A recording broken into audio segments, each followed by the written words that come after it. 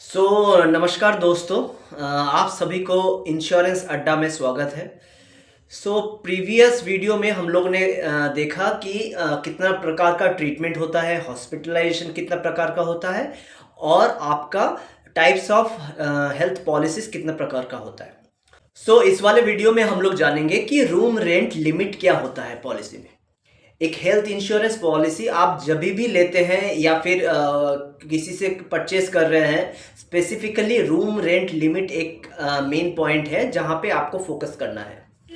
Specifically room rent का दो part होता है, एक तो है आपका नॉर्मल रूम रेंट और एक है आपका आईसीयू। यहाँ पे स्पेसिफिक लिमिट जो होता है रूम रेंट में, बेसिक तीन प्रकार का लिमिट होता है। एक तो हो गया 1%, 2%, एक हो गया 2%, 4% और एक हो गया नो कैपिंग।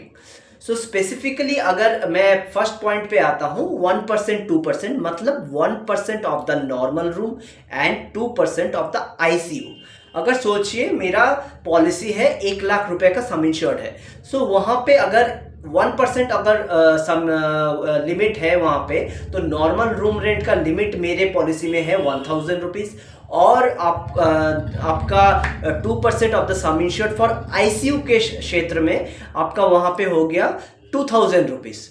मेरा पॉलिसी में अगर मेरा 1 लाख का पॉलिसी है और 1%, 2% मेरा रूम रेंट का कैपिंग है, मेरा लिमिट हो गया नॉर्मल रूम का 1% that is 1000 rupees and 2% that is 2000 rupees for ICU. Specifically अगर 2 लाख का है तो यहाँ पे मेरा 1% हो गया 2000 रुपये फॉर नॉर्मल रूम और आपका यहाँ पे 2% हो गया आपका आईसीयू का। वैसे ही स्पेसिफिकली अगर मेरा 1 लाख का पॉलिसी है और मेरा 2%, 4% है, वहीं पे मेरा 2000 रुपीज फॉर नॉर्मल रूम हो गया और आपका 4000 रुपीज फॉर आईसीयू। 2%, 1% मतलब 1% of the some insured and 2% of the some insured. आपका जितना भी सम इंश्योर्ड है पॉलिसी में, वो स्पेसिफिकली एक आपका मैक्सिमम लिमिट है जहां तक आप क्लेम कर सकते हैं। उस लिमिट के ऊपर में 1%, 2% is your room rent limit. 1%, 2% या 2%, 4% जो भी आता है। तो अगर आपका 5000 आपका 5 लाख रुपीज अगर आपका सम इंश्योर्ड है, तो वहां पे अगर 1%, 2% है तो 5000 आ गया या फिर 2% का 10000 आ गया। थर्ड पॉइंट पे आते हैं। थर्ड पॉइंट आपका यहाँ पे आ गया नो कैपिंग। अगर पॉलिसी में स्पेसिफिक लिखा है कि there is no capping in the policy, यहाँ पे आपका कोई कैपिंग नहीं है पॉलिसी के अंडर में। मतलब आप किसी भी क्षेत्र के किसी भी कैटेगरी के रूम पे आप अवेल कर सकते हैं। There will be no deduction on the room rent limit. मैं बाद में आता हूं कि क्या डिडक्शन हो सकता है। अगर नो कैपिंग यहाँ पे लिखता है तो वहां पे स्पेसिफिकली आपके पास हर एक कैटेगरी का रूम आप अवेल कर सकते हैं, कोई भी कैटेगरी का। वहां पे कोई लिमिट, स्पेसिफिक लिमिट नहीं है। जैसे हम लोग 1%, 2% या 2%, 4% में एक लिमिट है कि आप उतना तक ही आप अपना पॉलिसी में अवेल कर सकते हैं उस अमाउंट, उस कैटेगरी का रूम के लिए। नो कैपिंग अगर पॉलिसी में है तो specifically it is there is no boundation of taking any kind of room from the hospital. जब भी आप अगर रूम रेंट का कैपिंग हो तो स्पेसिफिकली यहाँ पे देखना चाहिए कि प्रोपोर्शनेट क्लॉज आपका पॉलिसी में है कि नहीं। स्पेसिफिकली प्रोपोर्शनेट क्लॉज रहता है। प्रोपोर्शनेट डिडक्शन क्या है? प्रोपोर्शनेट डिडक्शन मतलब आपका अगर रूम रेंट का लिमिट के ऊपर आप रूम अवेल कर रहे हैं, वहां पे specific the percentage higher you are availing the room in the hospital, that portion, वो पोर्शन जो भी है वो directly it will be deducted from your total final bill of the hospital. मतलब आपका अगर आप मेरा सोचिए 3 लाख रुपए का एक पॉलिसी है जहां पे 1%, 2% रूम रेंट का चार्जेस है। मैं मैक्सिमम लिमिट अवेल कर सकता हूं 3 लाख रुपया। सो वहाँ पे मैंने अवेल किया 4000 का एक रूम। सो यहाँ पे इंश्योरेंस कंपनी क्या करेगी, insurance company specifically proportionate deduction लगाएगी, क्योंकि मैंने उस लिमिट के ऊपर में अपना रूम रेंट में मैं रहा हूँ उस स्पेसिफिक हॉस्पिटल में।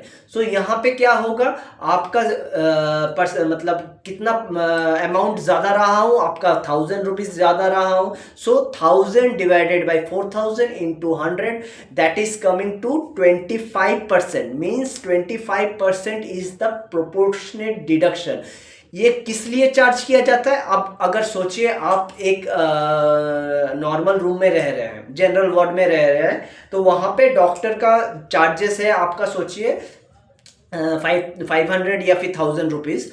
वही पेशेंट अगर डायरेक्ट केबिन में या सिंगल रूम में ट्रांसफ़र हो रहा है जहाँ पे आपका रूम रेंट का चार्ज हायर है, सो डॉक्टर भी स्पेसिफिकली उसी के हिसाब से अपना चार्ज फिक्स करेगा। मतलब आपका जहाँ पे 500,000 rupees for general category, general ward के पेशेंट को चार्ज कर रहे थे, वही सिंगल रूम में may be he is charging 2000 और 2500। सो इसी को ध्यान रखते हुए द प्रोपोर्शनेट डिडक्शन, ये सिर्फ स्पेसिफिक डॉक्टर फीस में नहीं, आप इन्वेस्टिगेशन भी अगर कर रहे हैं तो स्पेसिफिकली इन्वेस्टिगेशन भी there will be higher charge. So यहाँ पे क्या होता है, तो इसी के वजह से अगर आप प्रोपोर्शनेट डिडक्शन यहाँ पे लाया गया है पॉलिसी में, तो आपका अगर रूम रेंट के ऊपर में आप ऊपर के कैटेगरी में जाते हैं तो percentage you are availing higher room rent, that will be deducted from your total final bill specifically. So आपको ध्यान में रखना है, आपका जो भी पॉलिसी बन रहा है, जो भी पॉलिसी है आपका रूम रेंट का चार्जेस कितना है। आप जब भी हॉस्पिटलाइजेशन होने के लिए जा रहे हैं या फिर हॉस्पिटल में एडमिट होने के लिए जा रहे हैं, तो वहाँ पे स्पेसिफिकली आपका रूम रेंट का लिमिट कितना है, आप कितना उस स्पेसिफिक हॉस्पिटल के हिसाब से आप उसी रूम पे रहे जहाँ तक कि आपका लिमिट है। आप ऊपर के रूम में भी रह सकते हैं, ये दैट इज़ योर चॉइस, पर अगर आप लिमिट में रहे तो there will be no specific deduction from your claim amount. मतलब क्लेम अमाउंट से कोई स्पेसिफिक डिडक्शन नहीं होगा। अगर आप हायर कैटेगरी पे रूम पे जाते हैं तो वहाँ पे ये proportionate deduction that will B trigger from the day 1। आप डे 1 से जैसे ही हायर कैटेगरी रूम में जा रहे हैं, at the time of final settlement of the claim, so वहाँ पे आपका प्रोपोर्शनेट डिडक्शन एप्लीकेबल हो जाएगा। सो बेसिकली इस वीडियो में हम लोग ने क्या देखा कि रूम रेंट कितना प्रकार का होता है। आपका एक है नॉर्मल रूम और एक है आपका आईसीयू। और यहाँ पे कैपिंग्स कितना प्रकार का होता है, basic cappings, there are 3 types of basic capping, 1%, 2%, 1% of the room normal room, 2% of the ICU, 2% 4%, 2% of the normal room, 4% of the ICU, और नो कैपिंग या फिर कोई कैपिंग नहीं है रूम में, आप किसी भी रूम में अवेल कर सकते हैं जब भी हॉस्पिटलाइजेशन हो रहे हैं। और सेकेंडली आपका हो गया प्रोपोर्शनेट लॉस। प्रोपोर्शनेट लॉस मतलब आपका रूम रेंट के ऊपर में हायर जो भी परसेंटेज हायर रूम रेंट में आप रह रहे हैं, that percentage will be deducted from your claim amount. वो स्पेसिफिक परसेंटेज वहाँ से आपका क्लेम अमाउंट से डिडक्शन हो जाएगा in the term of proportionate deduction. So thank you so much. आज के लिए इतना ही। सो नेक्स्ट वीडियो में जल्द ही मिलते हैं। Thank you.